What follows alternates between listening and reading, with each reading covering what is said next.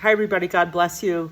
So my earlier video was about the darker shadow with respect to the abortion ban, how unfortunately sometimes the most vulnerable population end up in the whole trafficking system that's really worldwide. Now, today, I would like to run the numbers of what it actually costs to create a humane, pro-life civilization. You should keep in mind that about 60% of Americans pay taxes, and the rest of the people don't make enough money to pay taxes.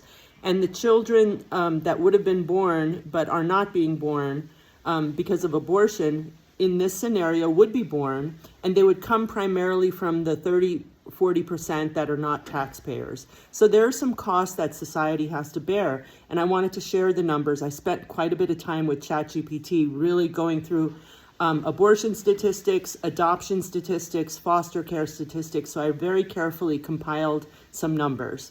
So the care for the additional births would cost $10.4 billion. Child health care, age 0 to 18, would be an additional $10.8 billion. Basic economic support for the mother and child, $3.5 billion. Child care subsidies, age 0 to 5 years, are $10.5 billion. Foster and adoption system overhaul would be $2.8 billion. Trauma support, because about 25,000 abortions come from rape and the mother severely traumatized, so we have to provide humane basic support there. That would cost $0.75 billion. And administration and enforcement would be $1.5 billion. So that totals $40.2 billion a year. That's the baseline level of care for a humane, pro-life society. Now, if we want to increase the level of care and create more stability, we could also add special education and disability services. Sometimes people abort because their child has too many issues and they feel it's the most humane decision, but in the new pro-life society, that won't happen. So that would cost money. Housing subsidies to stabilize the mother and child. Long-term mental health resources, that might be a big issue.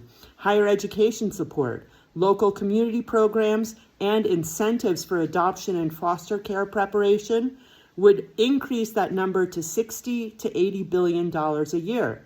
Now, what does that mean for the 60% of U.S. citizens who pay taxes? It means their taxes would go up. How much would it go up? From $350 to $750 per year.